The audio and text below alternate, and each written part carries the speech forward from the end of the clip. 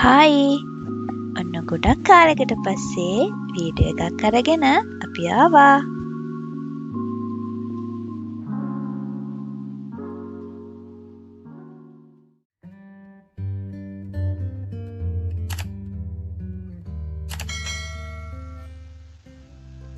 මේ තැන ගැන කියලම අපි වීඩියෝ එක පටන් ගන්නම්. අපි මේ කායක දාන්නේ KL එයාපෝට්ස් ළඟ තියෙන long term car park එකට. නැත්නම් ඒක LTCP කියලාත් කියනවා. ඔයාලා කොහරි දුර ගමනක් යනවා නම් ඔයාලට පුළුවන් මෙතන කායක පාක් කරලා ගිහිල්ලා එන්න. වගේම තමයි මෙතන ඉඳන් KLIA1 ඒ වගේම KLIA2 එකට යන්න ෆ්‍රී ෂටල් සර්විස් එකක් තියෙනවා. මේ තියෙන මේ බස් තමයි නවත්තලා ඔයාලට වාහනේ දාලා මේ බස් එකක නැගලා ඔයාලට පුළුවන් යන්න එයාපෝට් එකට. අපි මේ ගමන යන්න ටිකක් පාන්දරින් පිටත් වුණා.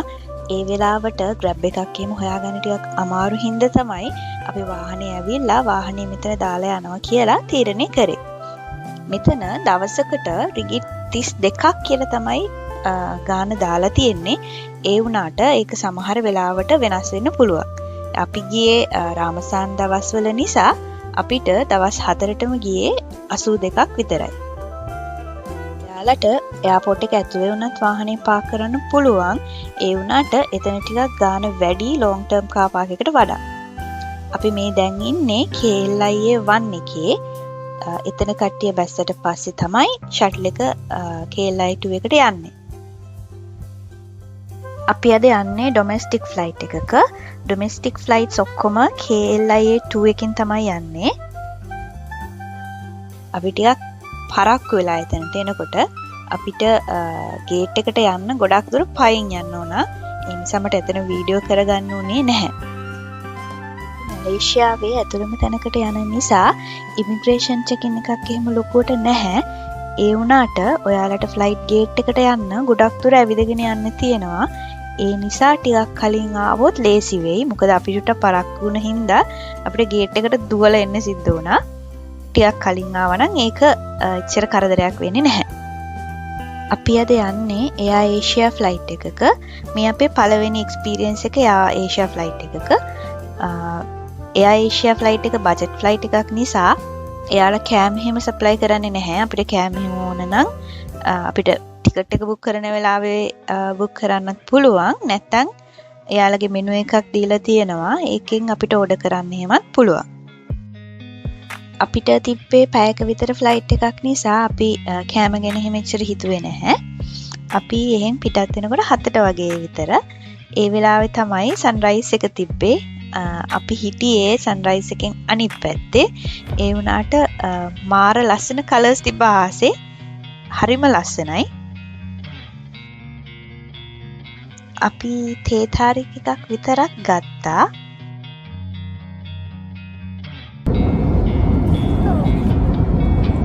අන්න ඒක තමයි හේතුව. මොකද හස්බන්ඩ් මාර ආසයි. හැබැයි මෙලෝ රහක් නම් නැහැ. ඔන්න අපි ලෑන්ඩ් කරන්න යන්නේ. මේ තමයි මැලේසියාවේ තියෙන ලස්සනම අයිලන්ඩ් එකක්. අපි මේ ආවේ ලංකාවේ.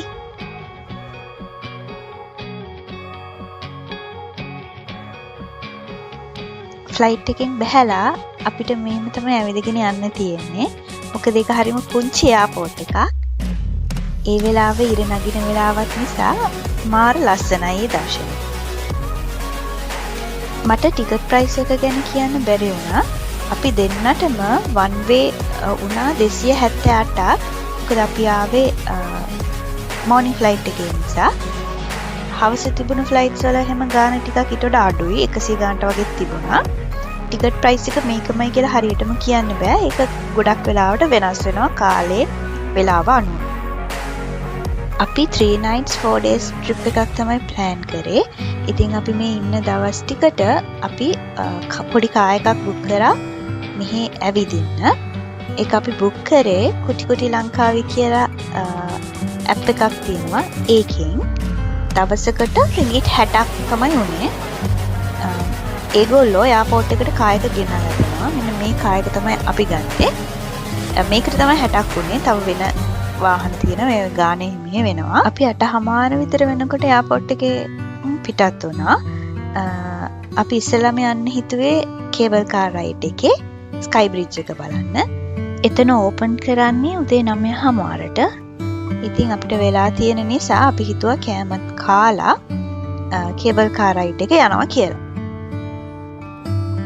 ලංකාවි කියන්නේ ලංකාව මතක් කරන තැනක් කියලා මට හිතුණා. ඇත්තටම ගොඩක් දුරට එතන ලංකාව වගේ. අපි දැන් ඉන්නේ ඔරියන්ටල් විලේජ් එකේ. ඔයාලට කන්ද උඩ පේනවා ඇති චූටියට තිත් වගේ.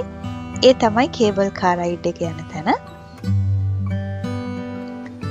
අපි ආවේ සඳුදා දවසක හින්දා සෙනග හිටියේ නැහැ එච්චර.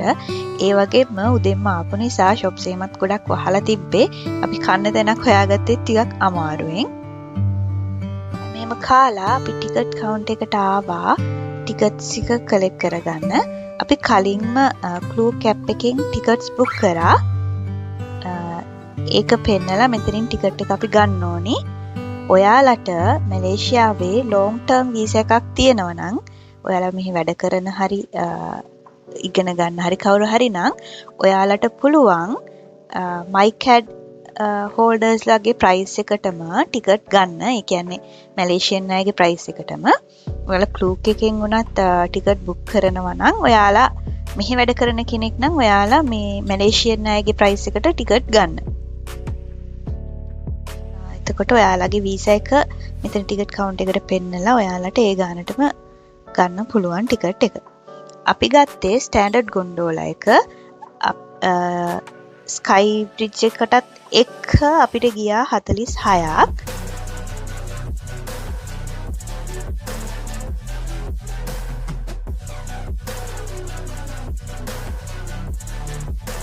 ලංකාවි වල තියෙන කේබල් කාර් රයිඩ් එක තමයි ලෝකේ තියෙන වැඩිම බෑවුමක් තියෙන කේබල් කාර් රයිඩ් එක. ඒ වගේම සෑහෙන දුරක් යනවා. ඒ වගේම එතනින් පේන වීව් එකත් මාරම ලස්සනයි. කේබල් කාර් රයිඩ් එක යනකොට අපිට පේන්නේ මුහුද. ඒක මාරම ලස්සන වීව් එකක්. ඒ වුණාට අපි මේ ට්‍රිප් එක ගියේ මාර්තු මාසේ මේ 11 වෙනිදා. ඒ වෙනකොට මෙහෙට මාරම අවුවක් මාරම රස්නයක් තිබුණේ. ඒකත් එක්ක අපිට අර ලස්සනම වීව් එක බලා ගන්න පුළුවන්කමක් තිබ්බේ නැහැ. මුහුද එහෙම නිල් පාටට වෙනදට පේන එක අපිට ඔන්න ඔය වගේ තමයි පේනුනේ. ඒ වගේම පොඩි නිකන් දුමක් වගේ තිබ්බ හින්දා පැහැදිලිවම අපිට මේ දේවල් බලා ගන්න බැරි වුණා. උදේ 9:00ට 10ට වගේ වෙලත් ඒ වෙනකොටත් මාර අවුවක් තිබ්බේ. ඒ නිසා මම නම් රෙකමන්ඩ් කරන්නේ නෑ මාර්තු මාසේ ලංකාවේ යන්න නම්. ඒක හරි අපරාධයක්.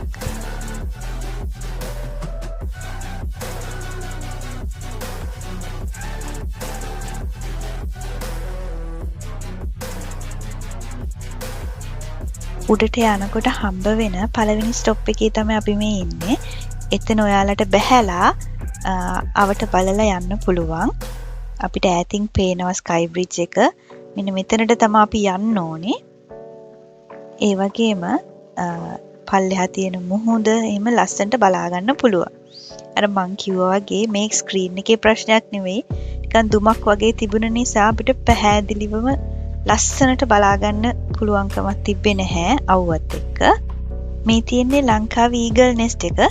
ඒකත් මේ වෙනකොට ඕපන් කරලා ඒ වුණාට අපි නම් ගියේ නැහැ එතනට. එතනට කැමරාස් එහෙම අරන් යන්න දෙන්නේ නැහැ. ඒ වගේම වෙනම ටිකට් එකක් ගන්න ඕනි. ලොකු ගාණක් වෙන්නේ නැහැ. මේ වෙනකොට ක්ලූක් එකේ ඒකත් එක්කම ගාණත් ඇඩ් කරලා තියෙනවා. ඔයාලට යනවා නම් ඒකත් බුක් කරන්න පුළුවන්.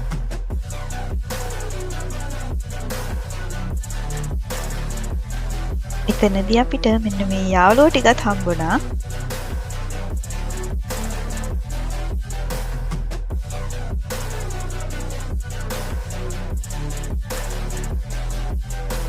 අපි දැන් මේ ආපහු උඩට යන්න තමයි ලෑස්ති වෙලා ඉන්නේ. එතන ඉඳන් නම් පොඩි දුරක් තමයි යන්න තියෙන්නේ ස්කයි බ්‍රිජ් එක ගාවට.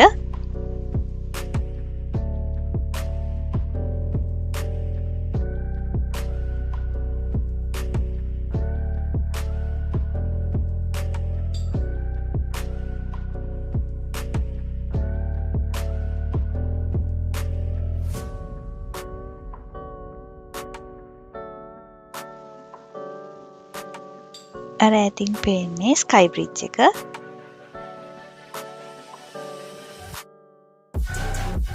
ඔයාලා ස්කයි බ්‍රිජ් එකට යන්න වෙනම ටිකට් ගන්න ඕනි. ඔයාලට මේ ස්කයි ග්ලයිඩ් එකේ ස්කයි බ්‍රිජ් එකට යන්නත් පුළුවන්. නැත්තම් මේ වගේ පඩිපෙළ දිගේ පයින් යන්නත් පුළුවන්. අපි පයින් යන්න තමයි ටිකට් එක ගත්තේ. මොකද හස්බන්ඩ් ෆොටෝස් ගන්න ඕනේ කියන නිසා. ස්කයි ග්ලයිඩ් එකේ යනවා නම් ඔයාලට තව රිංගිට් 10ක් ඇඩ් වෙනවා ටිකට් එකට. ඒ කියන්නේ අපි කේබල් කාර් රයිඩ් එකයි පයින් යන්නයි ටිකට් ගත්ත නිසා අපිට උනේ 46යි එක්කෙනෙක්ට. ස්කයි ග්ලයිඩ් එකේ යන්න ගන්නවා නම් 56ක් වෙනවා. තියෙන්නේ වර්ල්ඩ් ෆේමස් ස්කයි බ්‍රිජ් එක. මේක තමයි ලෝකේ තියෙන longestම hanging curve bridge එක. එතනට ගියාම මාරම ලස්සන වීව් එකක් තියෙන්නේ. වටේම මාර ලස්සනට පේනවා. ඒ වුණාට මට ටිකක් බය හිතුණ නිසා මට ඒක හරියට වීඩියෝ කරගන්න නම් උනේ නැහැ. ඒ වුණාට ඕගොල්ලොත් එතන ගිහිලා බලන්නම ඕන තැනක්. මේ බ්‍රිජ් එක සී ලෙවල් එකෙන් මීටර් 650ක් උඩින් තියෙන්නේ. ඒ වගේම මිනිස්සු 250ක් එකපාර දරා ගන්න පුළුවන්. මීටර් 125ක් දිගයි. මේක තමයි ලෝකේ තියෙන longestම hanging curve bridge එක. මෙතන සාමාන්‍යයෙන් චූටි සීතලක් තියෙනවා. ඒ වගේම සමහර දවස්වලට මිස්ට් එක එහෙමත් තියෙනවා. ඒ වුණාට අපි ගියපු කාලේ හොඳටම රස්නේ හින්දා මිස්ට් එක එහෙමනම් තිබුණේ නැහැ. ඒ වුණාට හොඳටම හුළඟයි පොඩක් හෙල්ලෙනවත් එක්ක මේ බ්‍රිජ් එක. ඒ වගේම මාර ලස්සනයි.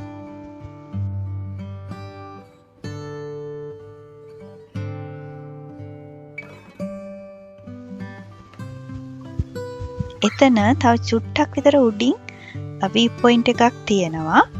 එතන ඉඳනුත් වටේම මාර ලස්සනට බලා ගන්න පුළුවන්. අපි මේ දැන් එතනට යන ගමන් තමයි ඉන්නේ.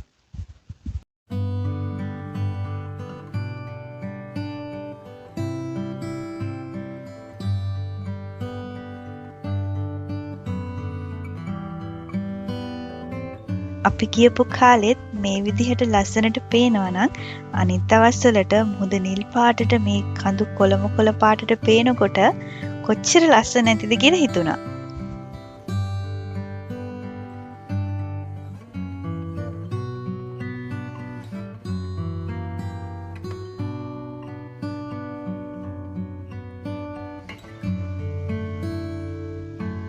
උඩ view point එකේ ඉඳන් ස්කයි බ්‍රිජ් එක පෙනුනේ මෙන්න මේ විදිහට. මෙතන පුංචි ලස්සන දෙයක් තිබ්බා love locks කියලා. කට්ටියගේ නම් ගහලා මෙතන එල්ලලා ගිහිල්ලා තිබුණා. ආයෙත් ආව දවසක ඒවා තියනවද කියලා බලන්න පුළුවන්. ඒ වගේම ඔයාලට කෑම මොන හරි ඕන නම් ගන්න පොඩි රෙස්ටෝරන්ට් එකක් තිබුණා උඩ. ඒ වගේම ඔයාලට වතුර බෝතල් ගෙනියන්න දෙන්නේ නැහැ උඩට යනකොට. ඔයාලට ඕන නම් උඩින් ගන්න තැනක් තිබුණා. අපි දැන් ආයෙත් පහළට යන්නයි හදන්නේ. ලංකාවේ කේබල් කාර්ස් වල ගොන්ඩෝලාස් වර්ග කීපයක්ම තියෙනවා. මේ තියෙන්නේ 360 කියන එක. ඒකේ ග්ලාස් එකක් නැහැ. මේ වගේ නිකන් බාස් ගහලා තමයි තියෙන්නේ. කියන්නේ ඕපන් එක සම්පූර්ණයෙන්ම. ඒ වගේ මේක ටිකක් එක්ස්පෙන්සිව්. ඒ වගේම ග්ලාස් ෆ්ලෝ එකක් තියෙනවා. නැත්නම් ස්ටෑන්ඩඩ් ගොන්ඩෝලා එකක් තියෙනවා. ඒ වගේ ගණන් එකට එකක් වෙනස් වෙනවා.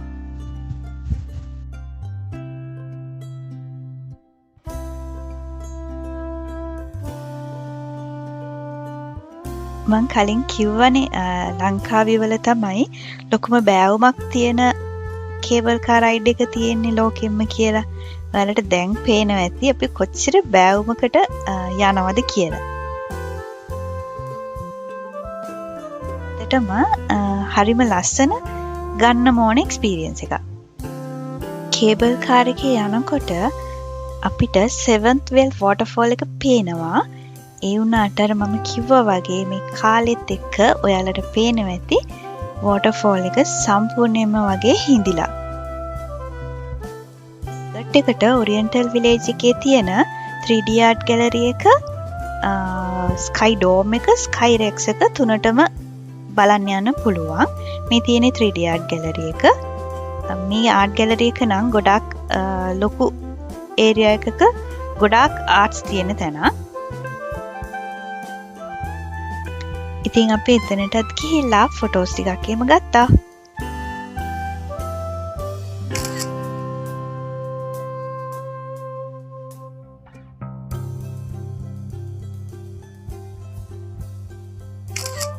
ඔරියන්ටල් විලේජ් එකේ තියෙන 3D art gallery එක නම් සාමාන්‍යයෙන් ටිකක් ලොකුයි. ඔයාලට ඕන තරම් ලස්සනට ෆොටෝස් ගන්න තැන් එතන හදලා තියෙනවා.